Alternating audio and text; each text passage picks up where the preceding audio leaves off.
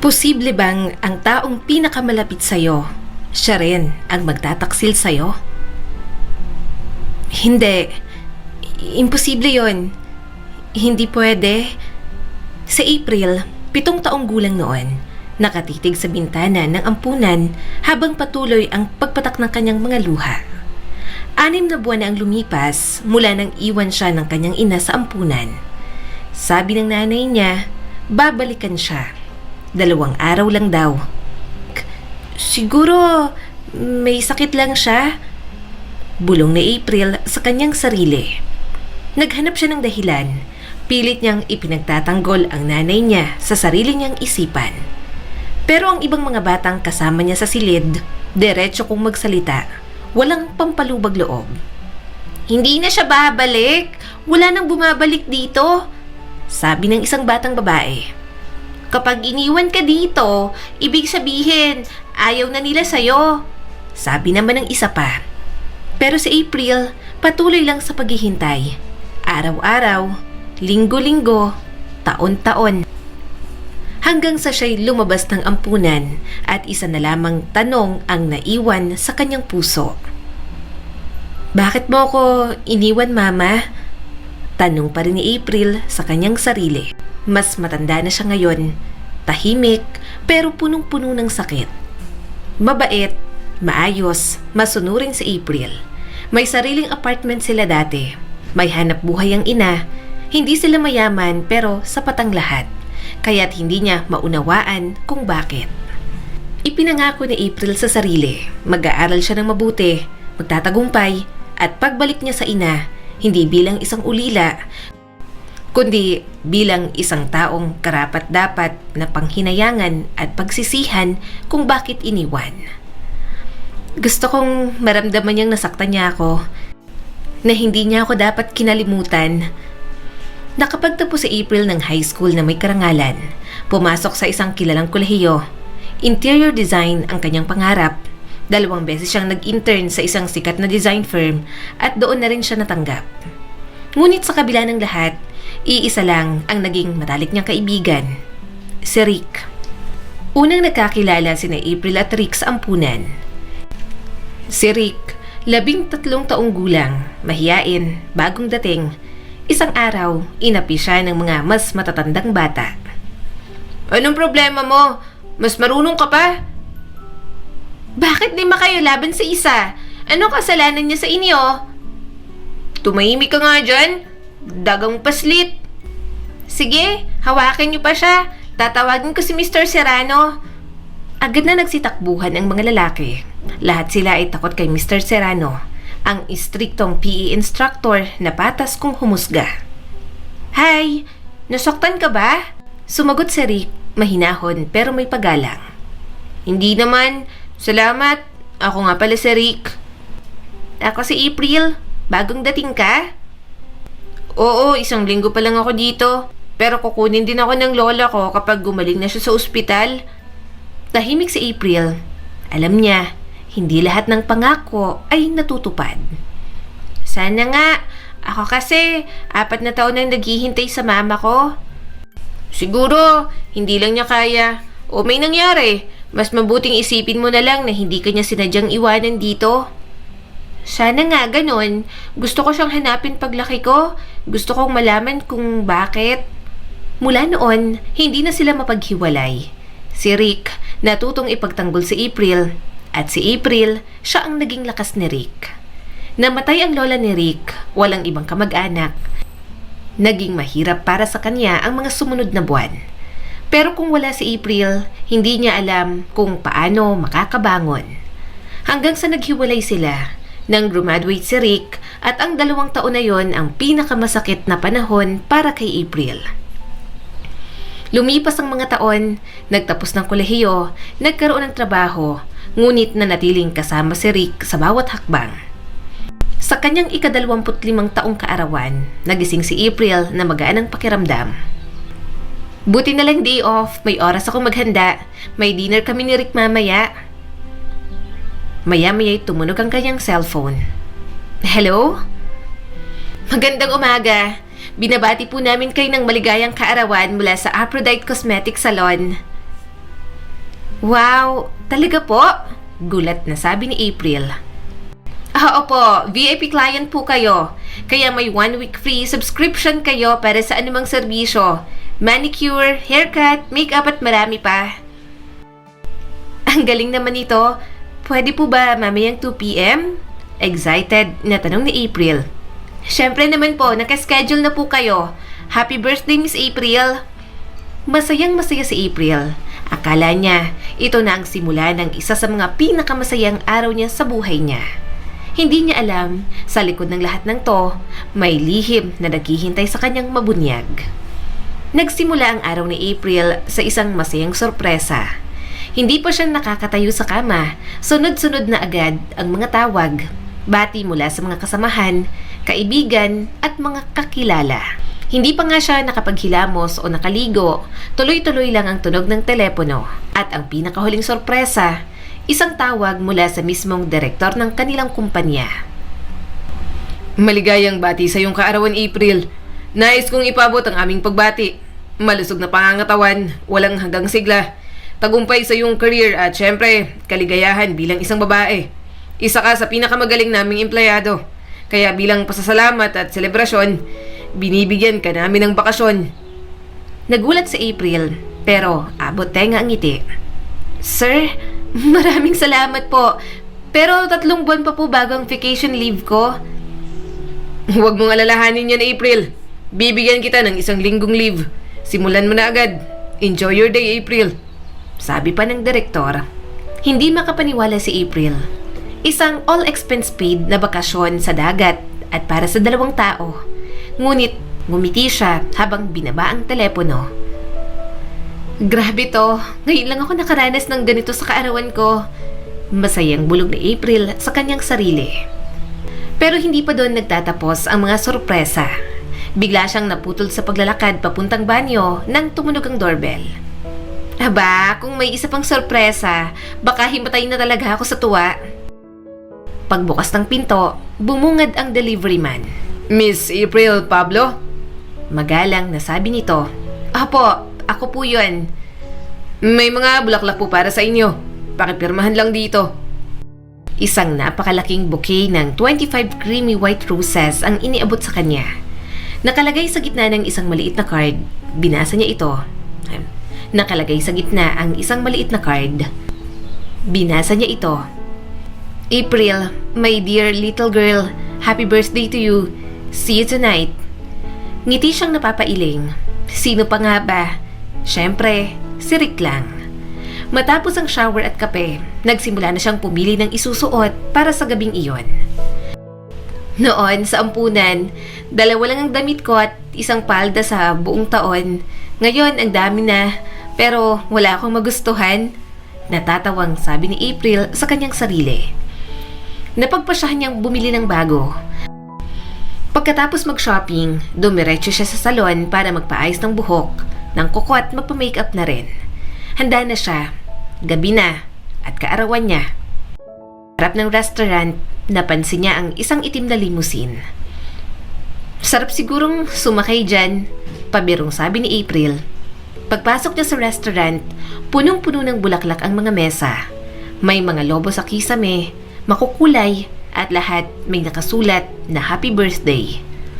Grabe! Para sa akin ba lahat ng to? Nagulat at nanlalaking mga mata na tanong ni April. Mula sa di kalayuan, lumapit si Rick. Nakasuot, may dalang malaking bouquet. April, maligayang kaarawan. Nais kitang batiin ng totoong kaligayahan, tunay na pagmamahal at katuparan ng lahat ng mga pangarap mo. Rick, huwag kang maingay. Nakakahiya. Pabulong na sabi ni April. Alam ko nang matagal mo nang pinangarap to, April. Yung may mga lobo, bulaklak, lahat to para sa'yo. Noon hindi ko pa kaya. Pero ngayon, kaya ko na. Tumulo ang luha ni April. Hindi na niya napigilang yakapin si Rick. Rick, ginawa mo to para sa akin? Tanong ni April kasabay ng pagtulo ng luha. Siyempre, para sa'yo lang, April. Walang iba.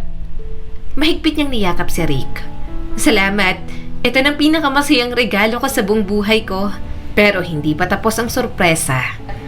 May isa pa akong regalo. Sandali lang. Lumapit ang waiter at inilapag ang isang gift box. Isang medium-sized na kahon, balot na balot. Binuksan ito ni April, parang batang sabik. Natatawa siya habang nagbubukas. Ang dami namang balot nito, parang nesting doll. Sa pinakailalim, isang maliit na kahon para sa alahas. Sa loob, isang gintong bracelet at isang singsing. Halos hindi makapaniwala si April. Rick! Sumeryoso ang mukha ni Rick. Maya-maya'y lumuhod na ito. April, mahal kita. Ikaw ang pinakamahalagang tao sa buhay ko. Sana, pakasalan mo ko.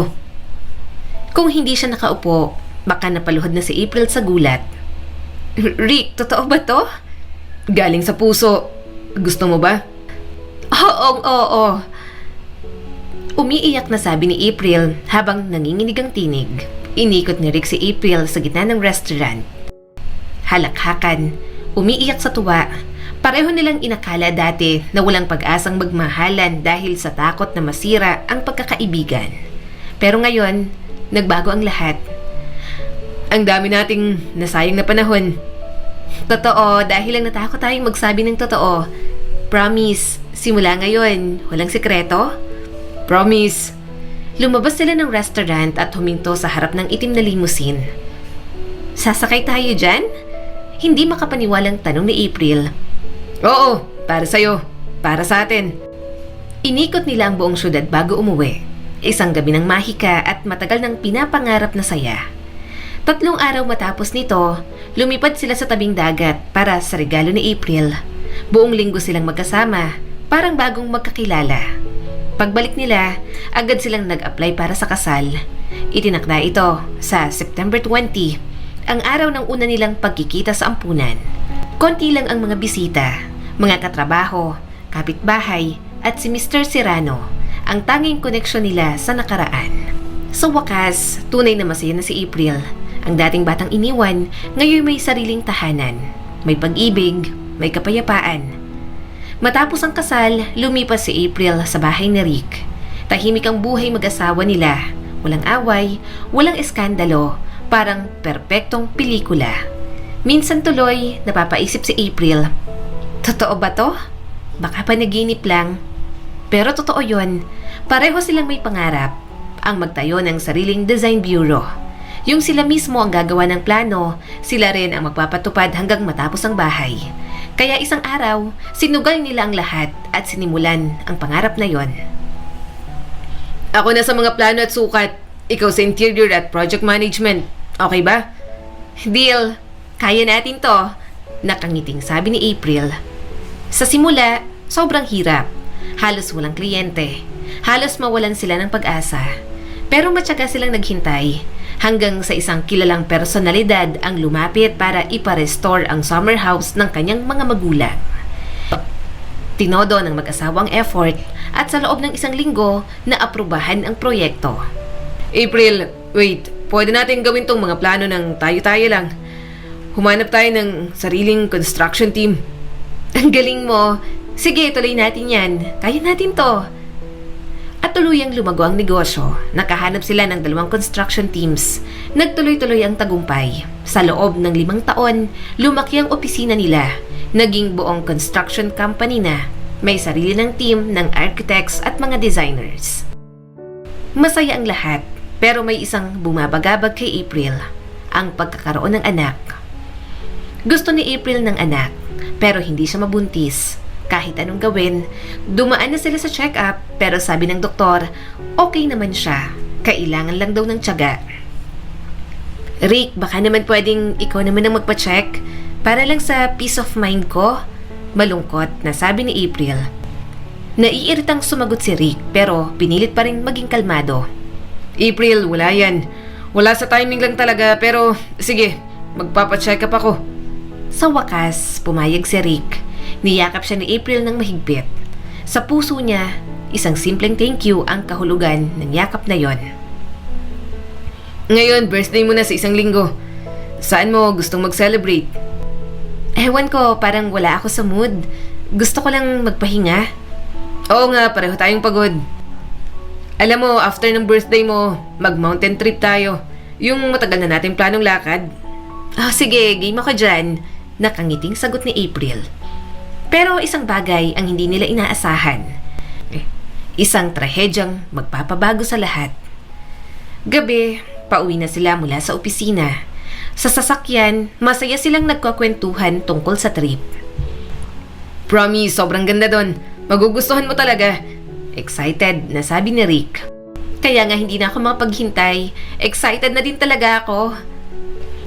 Pero hindi natapos ni Rick ang mga sinasabi niya.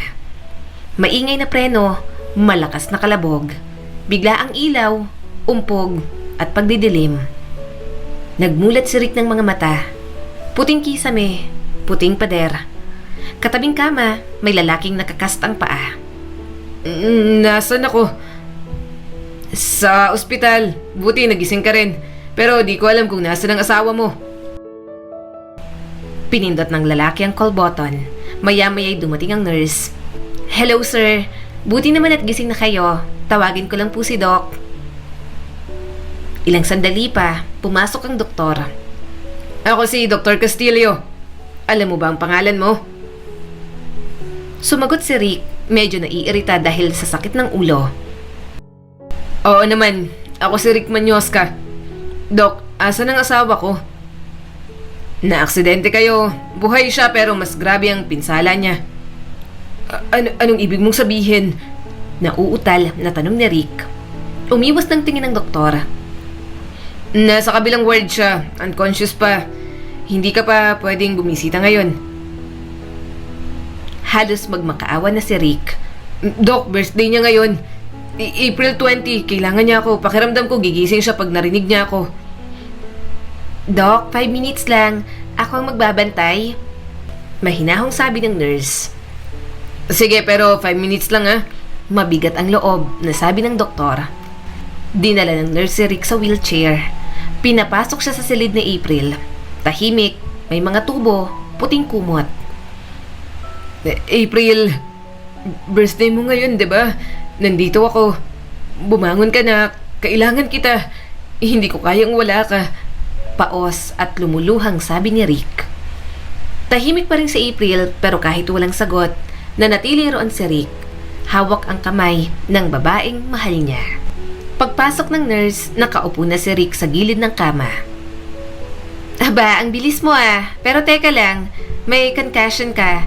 Hindi man malala pero may tama ka rin sa tuhod. Kailangan mong mag-ingat. Kailangan ka ng asawa mo. Doon lang tuluyang napansin ni Rick ang kanyang binti, balot sa benda. Siguro maraming anesthetics ang ibinigay kaya wala akong nararamdaman. Bulong niya sa sarili. Dahan-dahan siyang inilagay sa wheelchair. Isang pintuan lang ang pagitan ng kwarto ni April mula sa kanya. Binuksan ng nurse ang pinto. Tahimik, walang ibang tao maliban kay April. Lumapit sila at nakita ni Rick ang asawa niya. May malaking pasa sa pisngi at balikat.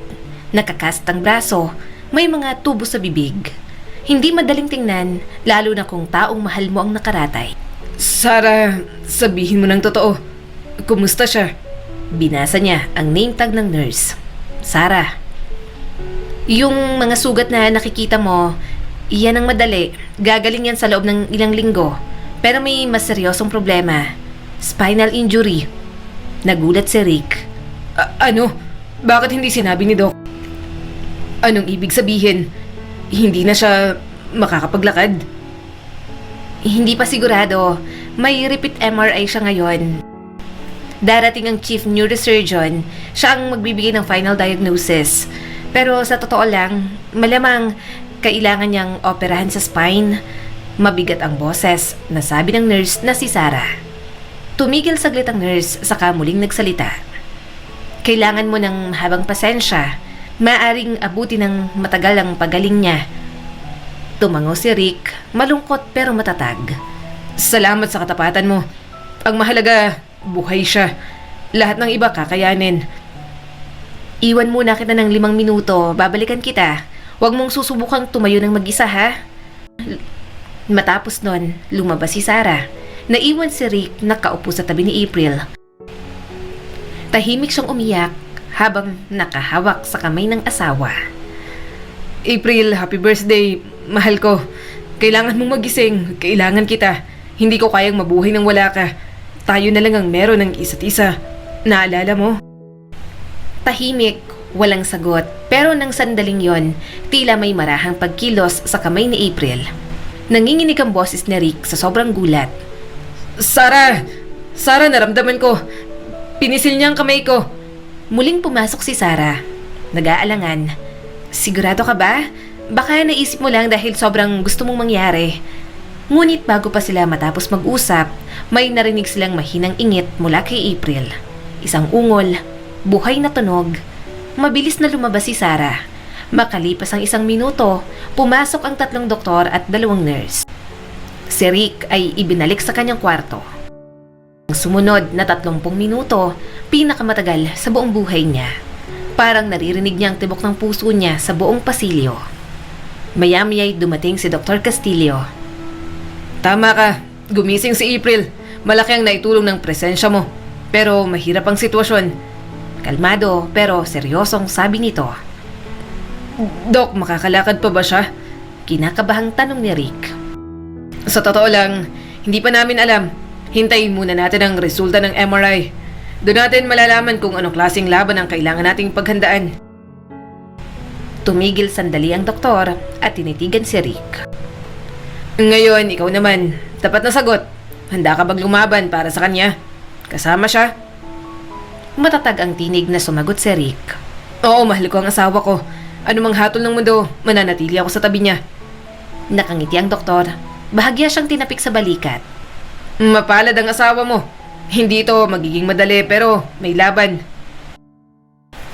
Pagkaalis ng doktor, nanatiling tahimik si Rick. Takot, kaba, lungkot, lahat sabay-sabay. Hindi siya sanay matakot pero ngayon natatakot siyang mawalan ng pinakaimportanteng tao sa kanyang buhay. Kailangan kong maging matatag. Hindi pwedeng makita niya ako mahina. Kailangan niyang maramdaman na naniniwala ako sa kanya. Na kaya naming lampasan to. Pero nang dumating ang gabi, bumalik si Sarah sa kwarto niya. Halatang mabigat ang loob nito. Tumigil ito sa may pinto. Magsalita ka na, Sarah. Huwag mo nang patagalin pa. Mas masakit yung tahimik. Mabagal nagsalita ang nurse. Rick, may masamang balita. Yung lower limbs ni April, hindi niya na maigagalaw. May damage sa spinal cord. 6 points ang compressed nerve endings niya. Tumigal si Sarah saka nagpatuloy. Kailangan ng masalang operasyon pero walang kasiguraduhan at may mataas na posibilidad na hindi na siya muling makakalakad. Parang binagsakan si Rick ng isang napakabigat na bato. Mas mabuti pa raw sana kung siya ang nasaktan. Pero si April, hindi niya napigilang umiyak. Huling beses niyang umiyak ng ganon nung nasa orphanage pa sila at pinaglalaban niya si April. Ngayon, para bang nawala ang lahat ng lakas niya. Kinabukasan, pinayagan siyang muling makita si April. Pilit niyang inipon ang lakas para kahit papaano'y mapangiti ito. Pero kahit anong gawin niya, wala siyang masabi. Mula pa noon, sanay na si April basahin ang damdamin ni Rick sa simpleng tingin lang sa mga mata at ekspresyon sa mukha. Nang dalhin siya ng nurse sa kwarto ni April at iniwang mag-isa, nagtagpo agad ang mga paningin nila. Puno ng luha ang mga mata ni April. Alam na niya. Lahat, kahit walang nagsabi. Hi, April. Mahinahon pero nanginginig ang boses na sabi ni Rick. Hi. Sagot naman ni April sabay iwas ng tingin. Lumapit si Rick sa kama at hinawakan ang kamay ng asawa. Mahal, magkasama tayo ngayon. Malalampasan natin to. Subalit kahit siya, hindi lubos ang paniniwala sa sariling salita. Sa tingin mo ba, maaayos pa to? Oo naman. Sabi nga nila, pag gusto ng isang tao na mabuhay, kahit ang medisina, nawawala ng laban. Gusto mong mabuhay, di ba? Hindi mo naman ako iiwan. Ngumiti si April, malungkot, tapos tumingin ulit sa kisame. Alam mo, siguro dapat mo na akong hiwalayan. Ayaw kitang pahirapan. Ayokong makita mong naghihirap ako. Ayoko na. Matigas ang boses na sumagot si Rick. Ano yung pinagsasasabi mo? Hindi kita iiwan. Hindi yan kailanman magiging option. Una, sa parang pera natin para sa gamutan mo at komportableng buhay mo. Kahit pa... Naputo lang sinabi niya. Di niya alam kung alam na ni April ang buong katotohanan tungkol sa kondisyon niya. Rick, huwag kang ngang magkunwari. Alam ko namang habang buhay na akong nasa wheelchair. At alam ko rin na ayokong kaawaan. Hindi ko kailangan ng awa mo. Kailangan ko ang pagmamahal mo. Pero paano mo ako mamahalin ng buo kung ganito na ako? Ganon? Ibig mong sabihin, kung ako ang naparalisa, iiwan mo rin ako? Tumahimik si April, saka tumingin kay Rick. Hindi. Syempre hindi. Bakit mo naman iniisip na ganun ako? Sa tingin mo ba lahat ng lalaki nagtataksil na walang lalaking totoong magmahal? Hindi naman sa ganon. Pero alam mo na, may mga pangangailangan kayo. Madalas, hindi kayo tumatagal sa isang babae. Huwag mong ilahad-lahad sa iisang kahon. Oo, hindi na tulad ng dati ang lahat.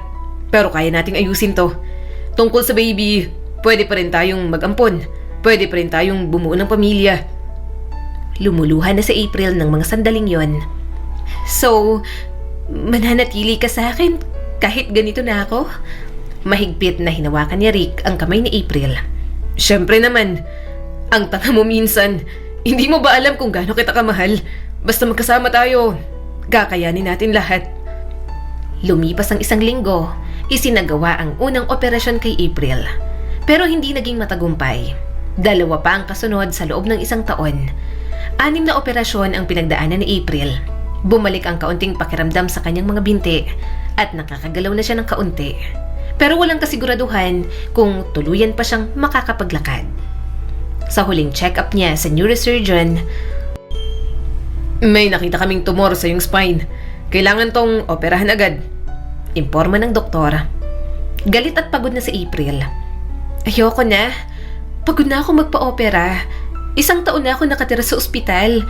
Gusto ko nang umuwi. Tama na. Gusto na akong kunin ng Diyos. Hayaan na natin. Tinawag ni April si Rick at pinakiusapang iuwi na siya. Ngunit may inihandang sorpresa si Rick na hindi alam ni April. Rick, parang mali ang daan natin ah. Akala ko uuwi tayo. Magtiwala ka naman. Surprise to. Nakangiting sabi ni Rick. Napahinto ang sasakyan sa harap ng isang bagong bahay. Automatic na bumukas ang gate. Malawak ang bakuran, may maliit na hardin, may swimming pool at isang gazebo. Isa itong isang palapag na bahay na malaki at fully accessible. Ibinaba ni Rick si April at pinasyal sa loob ng bahay. Ayan, living room. Doon ang kitchen, bathroom, at itong kwarto natin. Katabi ng guest room. Ano yung pinto na yan? Sabi ni April sabay turo ng pinto. Office mo yan. Alam kong gusto mong magtrabaho ulit. Napangiti si April. Salamat. Oo, gustong gusto ko talaga. At may isa pa. Pakiusap. May kinuha akong kasambahay para tumulong sa'yo. May trabaho ka rin kaya kailangan mong magpahinga minsan. Okay, pero gusto kong ako ang pumili dapat. Natawa naman si Rick. 52 na yung nakuha ko. Huwag ka nang magselos. Aba, mas mabuti ng sigurado. Natatawa ring sabi ni April. Hindi alam ni April na ang kasambahay na kinuha ni Rick ay isang lisensyadong nurse. May malawak na karanasan sa pangangalaga sa mga may kapansanan.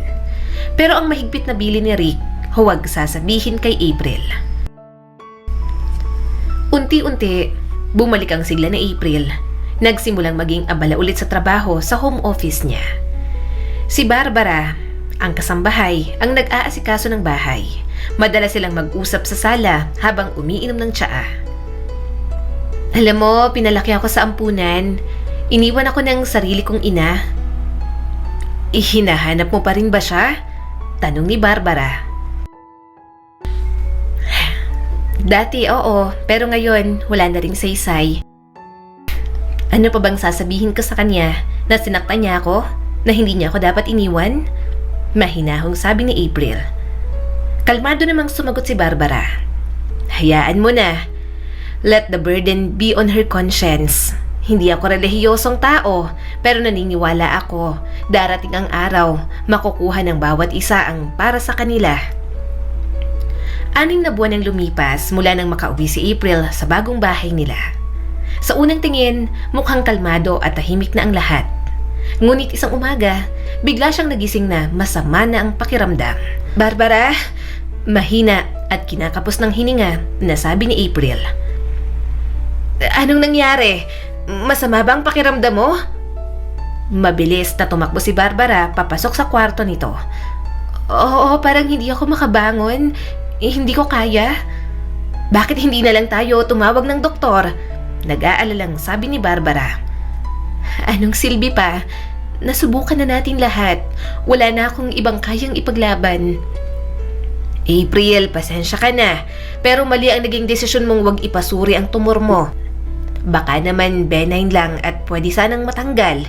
Sabi pa ni Barbara. Ayoko na ng operasyon, Barbara. Pagod na ako. Gusto ko na lang manahimik dito sa bahay.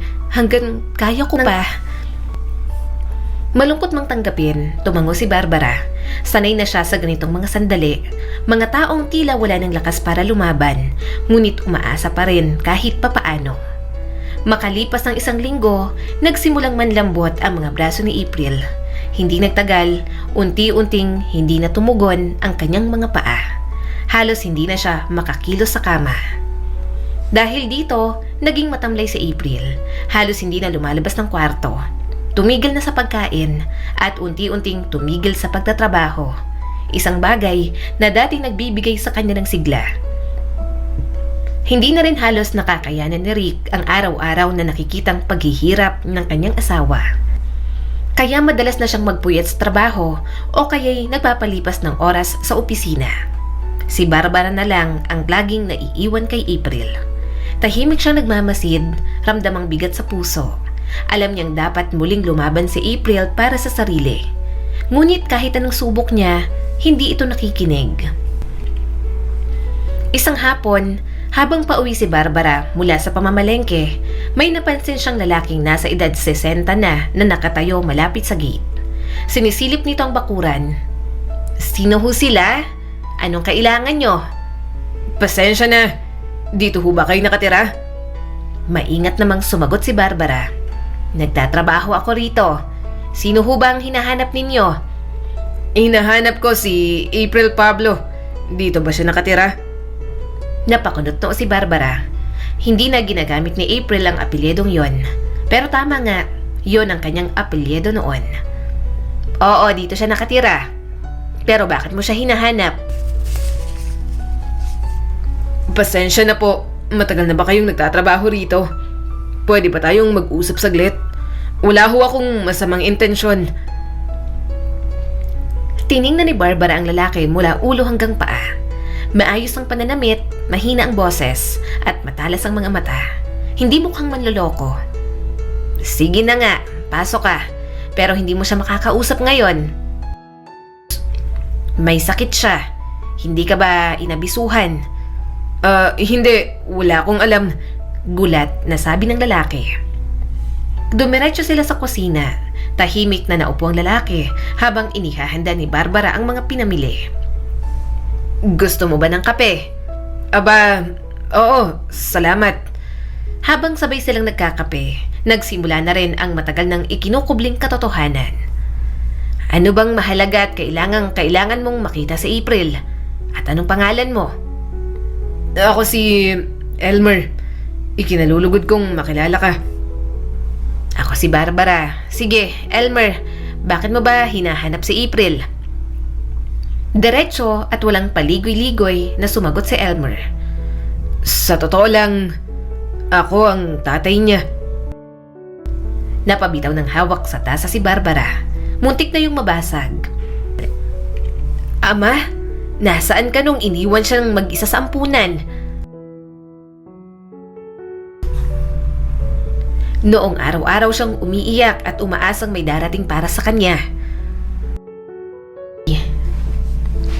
Nagtaas ng kamay si Elmer at nanginginig ang tinig. Hintay lang, hindi ko alam. Saka ko lang nalaman ng lahat 2 buwan pa lang ang nakakalipas. Paanong hindi mo alam? Ikwento mo. Malalim na bumuntong hininga si Elmer. Nung kabataan ko, minahal ko ang nanay ni April, si Helen. Pero pinili niyang ibang lalaki. Mas mayaman at iniwan niya ako. Umalis ako sa bayan namin. Napadpad ako sa ibang bansa. Doon ako nagtrabaho at makalipas ng ilang taon, bumalik ako dito sa Pilipinas pero hindi sa hometown ko. Sa Maynila na ako nanirahan at naging doktor sa isang klinik. Dalubhasa ako sa rehabilitation. Bahagyang tumingin sa bintana si Elmer at parang pilit itinatago ang luhang namumuo sa kanyang mga mata. 2 buwan ang nakakaraan. Tumawag ang kapatid ko. Iyak siya ng iyak. Sabi niya, hinahanap daw ako ni Helen. Naghihingalo na raw. May cancer kaya kinuha ko ang bakasyon ko at pinuntahan siya. Huminto si Elmer, puno ng bigat ang hangin. Doon niya inamin na nagkaanak kami. Sa April. Hindi ko alam. Hindi niya sinabi nun at ang mas masakit, iniwan daw niya si April sa ampunan. Hindi man lang niya ako hinanap noon. Nang tanungin ko kung bakit, ang sabi niya, hindi niya naisip. Ngayon lang daw siya nagsisisi. Anong ginawa mo? Tanong naman ni Barbara. Halos sapakin ko na siya. Pero anong silbi pa? Humingi siya ng tawad. Binigay niya sa akin ang pangalan ng ampunan. At ngayon, heto ako. Gusto ko sanang humingi ng tawad sa anak ko. Kahit na alam kong baka hindi na sapat. Muling natahimik si Barbara. Nakatingin kay Elmer. Hindi na may galit, kundi may awa at pangunawa. Anong balak mo ngayon? Sasabihin ko sa kanyang totoo. Alam kong matanda na siya, may isip at marunong umintindi. Wala akong kasalanan sa kanya pero gusto kong marinig niya mula sa akin ang buong katotohanan. Sa totoo lang, hindi ko alam kung matutuwa siyang makita ka ngayon. Hindi niya gusto ng bisita. Wala siyang gana sa kahit na ano. Halos ayaw na niyang mabuhay. Isinalaysay ni Barbara kay Elmer ang nangyari kay April. Mula sa aksidente, mga operasyon, hanggang sa pagda-down spiraling nito sa mga nakaraang linggo. Tahimik lang si Elmer habang nakikinig, pero kita sa kanyang mukha ang pagkabigla, ang sakit at ang paninindigan. Sa unang pagkakataon, muling lumitaw ang isang bahagi ng nakaraan ni April. At dala nito ang tanong, makakatulong ba ito sa kanyang pagbangon o mas lalo lang siyang lulubog sa hinagpit? Matapos ang mahabang kwento ni Elmer, isang tanong ang binitiwan niya na tila pumunit sa katahimikan. Pwede ko ba siyang makita? Nag-aalangan si Barbara. Elmer, sa tingin ko, kailangan munang ihanda si April. Hindi siya basta-basta tumatanggap ng bisita ngayon, lalo na't mahina pa siya. Pero hindi pa man natatapos ang pag-uusap, isang sigaw ang bumasag sa katahimikan ng bahay. Barbara, tawagin mo ang doktor. Parang hindi ako makahinga. Sabi ni April mula sa kwarto at nanghihina na ito. Agad na nagdesisyon si Barbara. Alam mo, mababasag na rin ang pangako ko. Sabi ko noon, hindi ako makikialam sa desisyon niya. Pero ito na ang tamang pagkakataon. Patawad, pero sasabihin ko na ikaw ay isang doktor. Isang rehab doctor. Pwede ba? Huwag ka munang magpapakilala bilang tatay niya. Bakit? Bakit hindi ko agad sasabihin? Naguguluhang tanong ni Elmer. Kung gusto mong matulungan ng anak mo, gawin mo muna ang sinabi ko. Pumasok si Elmer sa kwarto ni April. Hindi niya inasahang unang pagkikita nila ay ganito. Mahina, nakaratay, at halos walang buhay ang kanyang anak. Pero kailangan niyang maging matatag para sa kanya. Saan bang masakit? Mahinahong tanong ni Elmer. Lahat, parang buong katawan ko. Mahinang sabi ni April. Sinimulan ni Elmer ang pagsusuri. Dahan-dahan, maingat. Hinanap niyang mga bahagi ng katawan na may reaksyon at ang mga wala. Gano'n nakatagal ang ganitong pakiramdam? Mga 2 linggo na. Kahit braso ko, hirap na akong igalaw. Pagtatapat ni April. Subukan mong itaas ang mga braso mo. Sinubukan ni April, kaunti lang ang naiangat niya. Tapos bumagsak ulit sa kama, mabigat at walang laman. Hindi mo na rin ba nararamdaman ang mga paa mo? Konti lang, hindi ko na makontrol. Dati pagkatapos ng operasyon, nakakalakad pa ako kahit kaunti gamit ang walker. Pero ngayon wala na talaga. Tumango si Elmer, sumulyap kay Barbara, at marahan niyang pinatihaya si April. Maingat niyang tiningnan ang likod nito, partikular sa bandang balakang. May ilang minuto rin siyang tumingin, humipo, pinisil at kinapa ang tumor, hanggang sa bigla siyang tumayo. April, kaya kitang tulungang makalakad ulit. Ano? Nagulat na tanong ni Barbara. Ano ka mo? Ikaw? Mag-isa? Sabi ni April, napabangon kahit nahihirapan. Kailangan mo ng maayos na chiropractic massage. Special na ehersisyo, tamang gamot at 1 toneladang pasensya. Pero kung pagbibigyan mo ko, makakalakad ka ulit. Anong pangalan mo? Santa Claus? Napatawa si Elmer pero hindi siya sumagot sa biro. Seryoso ang tingin niya.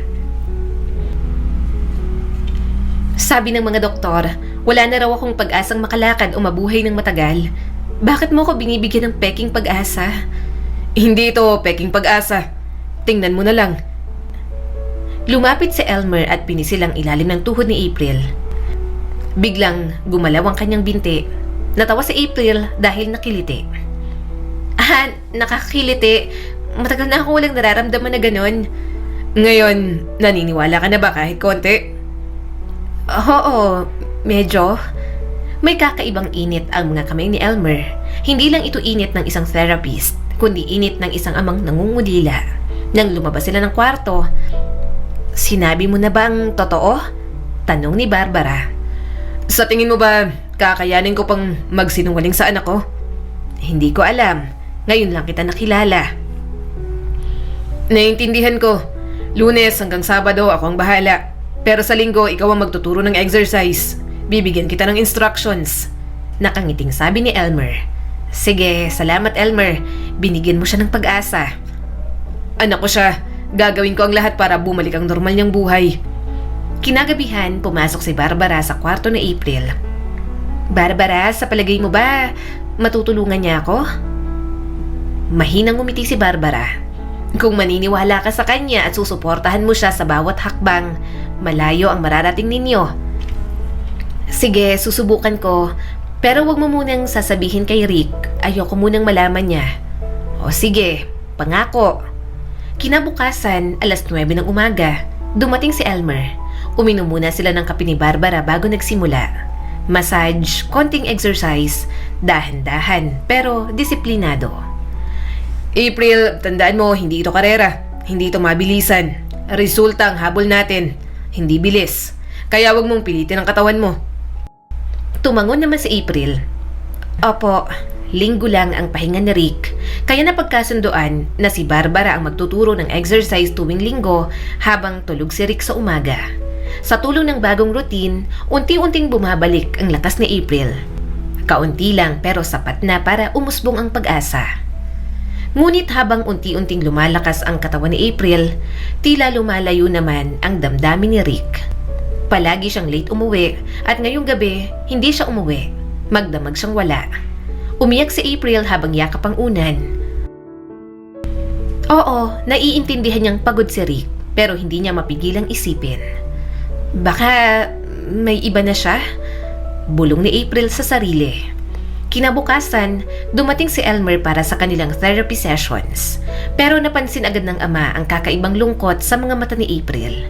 Hindi siya kasing sigla ng dati. Wala siyang gana. Wala ring ganang magpagamot. Masama ba ang pakiramdam mo, April?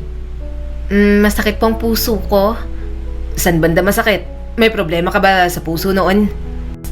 Hindi dahil sa sakit, kundi dahil sa pakiramdam. Sa tingin ko may ibang babae na si Rick. Napakurap si Elmer, hindi niya inasahan yon. April, huwag ka magpadalos-dalos. Anong basihan mo? Hindi siya umuwi kagabi, first time niya yon. Naiintindihan ko naman kung pagod siya pero hindi ko mapigilang mag-isip. Tahimik sandali si Elmer. Pagkatapos, nagtanong si April na tila may binubuong ideya sa isip. Ikaw, Doc, may asawa ka ba? Wala, pero may anak ako. Isang babae. Kakahanap ko lang sa kanya. Nagtaas ng kilay si April. Natatakot ka bang sabihin sa kanya? Oo, kasi baka tanggihan niya ako at baka magalit siya. Hindi mo dapat tinatago yon. Sabihin mo na sa anak mo. Ako nga, hindi mo lang nakilala ang tatay ko. Kung bigla siyang kumatok sa pinto ngayon at sabihing, Anak, ako to. baka tumalon pa ako sa tuwa. Tumayo si Elmer, tila sinundot ng katotohanan ng kanyang puso. Sandali lang. Lumabas siya ng kwarto, kumakabog ang dibdib. Pawisan, pero determinado siya. Malakas ang loob habang kumakatok ng pinto si Elmer. April, ako ang tatay mo. Nagkatinginan sila, walang imikan, parehong nanginginig. Hanggang sa dahan-dahang pumatak ang luha ni April. Ikaw ba talagang tatay ko? Tumango si Elmer, naupo sa tabi ng kama at ikinuwento ang buong buhay niya. Mula sa pag-alis, pagkalimot, hanggang sa pagtuklas na may anak pala siyang iniwan. Humihikbi si April, ngunit masaya. Hindi ko akalaing makakahanap ako ng ganitong klaseng ama. Ngayon ko lang naramdaman na buo na ako. Mula noon, mas naging masigasig si April sa kanyang pagaling. Sinunod niya ang lahat ng payo ni Elmer. Tuwing gabi, nag-uusap pa sila sa telepono o sa video call. Wala nang lihim sa pagitan nila, maliban sa isa. Hindi pa rin niya nasasabi kay Rick. Isang gabi, 11:00 nang dumating si Rick. Akala niya tulog na ang lahat, pero may narinig siyang boses mula sa kwarto. Mula sa loob, masaya ang boses ni April habang may kausap sa cellphone. Salamat talaga. Hindi ko alam paano ako makakabangon kung wala ka. Tama na yan. Mahal kita at gagawin ko ang lahat para gumaling ka. Naglalakad si Rick papalapit sa kwarto at galit na galit. May lalaki siyang kausap sa ganitong oras. Anong oras ka darating bukas? Siguro mga 10:00 o 11:00. Matulog ka na. I love you. I love you too. Good night. Mahina, ngunit totoo ang tono ni April. Parang binuhusan ng malamig na tubig si Rick. Nanginginig siya sa galit. Uminom siya ng 2 baso ng alak at nagmuni-muni. Niloloko niya ako. Ginamit niya lang ang sakit niya para makahanap ng iba. Pumasok siya sa kwarto. Tulog si April, pero may napansin siyang hindi tama. Nasa ibabaw ng unan ang kanang kamay ni April. Hindi niya dapat kayang iangat ang kamay niya. Ibig sabihin, nagsisinungaling siya. Kinabukasan, 8:00 pa lang ng umaga, paalis na si Rick. Nagpaalam kay Barbara na gagabihin siya at wag na siyang ipagluto. Nagkatinginan sila ni Barbara at sa galit ni Rick, ramdam niya na pati si Barbara ay kasabwat. Pagkagising ni April, kumain siya ng magaan sa agahan. Napansin niya ang kakaibang kilos ni Barbara. Barbara, okay ka lang? Oo, okay lang. Bakit mo na itanong? Parang may bumabagabag sa'yo. April, gusto ko lang sabihin na gusto ko ang tatay mo. Tuwing nakikita ko siya, parang nanginginig ako sa kilig. Ang cute mo naman. Bakit parang may problema? Baka may iba siyang mahal. Ayokong manggulo ng buhay ng may buhay. Ako nang bahala. Mag-iimbestiga ako. Pero syempre, girl power tayo. Sekreto lang natin to. Masayang umaga ni April at lalong sumigla nang mapansin niyang nakakakilos na siya. Nakakatayo na siya gamit ang walker. At unti-unting nawawala ang pamamanhid sa kanyang mga kamay. Ang hindi niya alam, may unos na paparating. Kinabukasan, maaga pa lang ay dumating na si Elmer sa bahay ni na April. Dumiretso siya sa sala, binati si Barbara at niyakap ang anak. Dinala niya si April sa kwarto para sa therapy session. Samantala, abalang-abala si Barbara sa paghahanda ng hapunan at hindi niya namalayan na dumating na si Rick. Barbara, nasa kwarto ba si April? Nahulog ang plato at nabasag. Akala ko late ka pang uuwi. Kinakabahang tanong ni Barbara. Bakit? Bawal na ba akong umuwi ng maaga? Hindi naman. Nagulat lang ako. Gusto mo ba ng kape? Kape? Sa tingin mo, kaya ako umuwi para lang magkape? Nasaan ang asawa ko? Nasa kwarto ba o nasa date? Walang date. Nandito si April. Pero mali ang iniisip mo. Hindi na pinakinggan na Rick si Barbara. Buong katawan niya ay nanginginig sa galit at selos. Binuksan niya ang pinto ng kwarto. Hinablot niya ang lalaking naroon, si Elmer, at sinuntok ito sa mukha. Bumagsak si Elmer sa kama, gulat na gulat. Tama na! Huwag mong saktan ng tatay ko! Parang binuhusan ng malamig na tubig si Rick. Tatay mo? Oo, siya ang ama ko. Doon niya lang napansin, nakatayo si April, hindi makapaniwala si Rick. Naglalakad ka na? Kaunti pa lang, pero kung ipagpapatuloy mong saktan ng tatay ko, baka humakbang pa ako palayo sa'yo. Hindi ko maintindihan. Barbara, pakitimpla nga ng kape. May kailangan kaming pag-usapan ng asawa ko. Lumapit si April sa kanyang ama. Okay ka lang ba, Papa? Ayos lang anak. Mukhang buo pa naman ang ngipin ko. Natawa si April. Pasensya ka na. Hindi ko rin inasahang mangyayari to. Umalis muna sina Elmer at Barbara. Magkasama ngayon sina April at Rick sa kwarto. Simula't simula pa lang, hindi ko alam kung anong kalalabasan ng therapy, kaya hindi ko muna sinabi. Kung nasaktan ko siya ng mas malala, hindi mo ba naisip yon?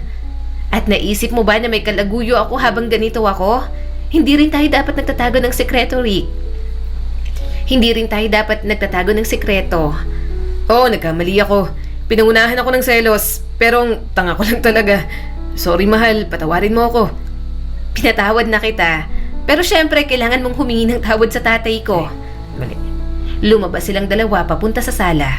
Nandoon sina Elliot at Barbara. Nandoon sina Elmer at Barbara. Sir, gusto ko po sanang humingi ng paumanhin.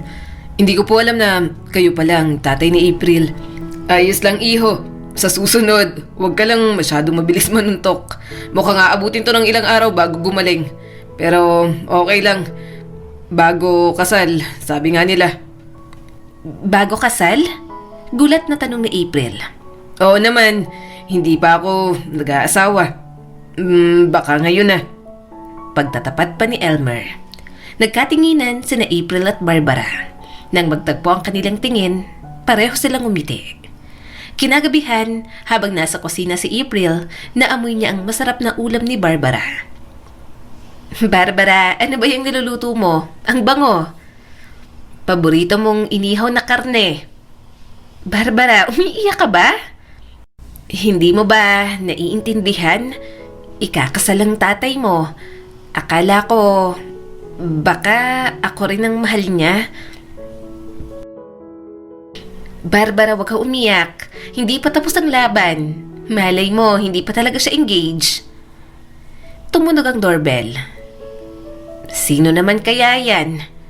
Binuksan ni Barbara ang pinto at nandoon si Elmer. May dalang napakalaking bouquet ng rosas at isang maliit na kahon. Barbara, mahal na mahal kita. Hindi ko na kayang itago pa. Kaya gusto mo bang pakasalan ako?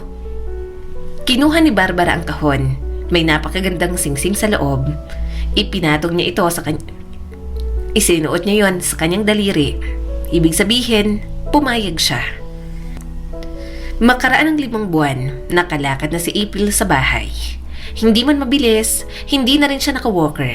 Tungkod lang. Naging mas masigla ang bahay at isang gabi, nag-uusap sina Elmer at Rick sa gazebo. Paano mo nagawa yun, Elmer? Akala ng mga doktor, may tumor siya. Maling akala lang yun. Hernia lang pala. Pwedeng gamutin. Mali ang diagnosis. Buti na lang hindi tayo sumuko. Kung wala ka, baka wala na rin si April. Hindi mo kailangan magpasalamat. Anak ko siya. Utang ko sa kanya to. Rick, may suggestion ako. Gusto kong magpatayo ng mas malaking bahay. Ibibenta ko ang kondo ko at gusto ko sama-sama tayong tumira. Kasama si Barbara, ikaw, si April at syempre ang magiging apo ko. Walang problema sa akin. Tanungin lang natin ang mga babae. Sa sala, nag-uusap sina Barbara at April tungkol sa kasal.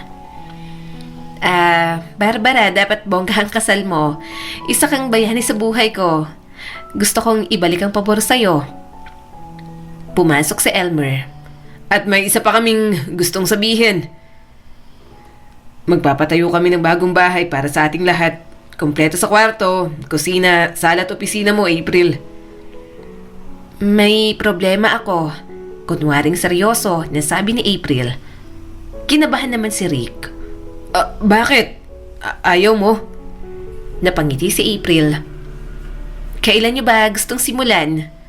Bukas kung pwede. Oo, sige, pero sa loob ng 8 buwan, kailangan niyong i-revise ang plano. Bakit naman? Tanong ni Rick. Walang nursery sa plano. Natawa naman si Elmer. Aba, magiging lolo na pala ako. Naiyak naman si Rick.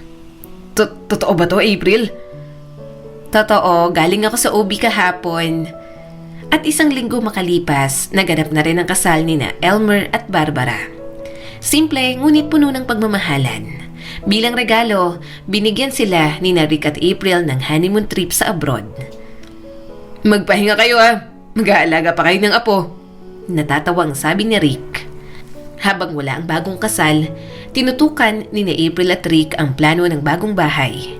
At pagbalik nila, sinimulan ng construction. Tamang-tama sa pagsilang ng kanilang anak na si Hope. Si Hope, pag-asa. Pag-asa na bumuhay muli sa kanilang pamilya. Sa puso ng kwentong ito ay ang kapangyarihan ng pagpapatawad, pagtanggap at muling pagbuo ng pamilya. Ipinapakita sa atin ni na April, Rick, Elmer at Barbara na kahit gaano pa kasakit ang nakaraan, may pag-asa pa ring maghilom ang sugat kapag may bukas na komunikasyon, malasakit at tunay na pagmamahal. Mula sa pagtataksil, selos at kahirapan, unti-unti nilang natutunan ang mga mahahalagang aral. Ang tiwala ay kayamanang pinaghihirapan at hindi basta-bastang ibinibigay. Ang katotohanan, gaano man ito kasakit, ay daan ito tungo sa tunay na kalayaan. At higit sa lahat, ang tunay na pamilya ay hindi lang binubuo ng dugo, kundi ng mga taong handang lumaban at maghintay kahit gaano katagal. Muli, ako po si Skylar Guro at sana'y may bago na naman kayong natutunan sa kwento natin ngayon. Maraming salamat po.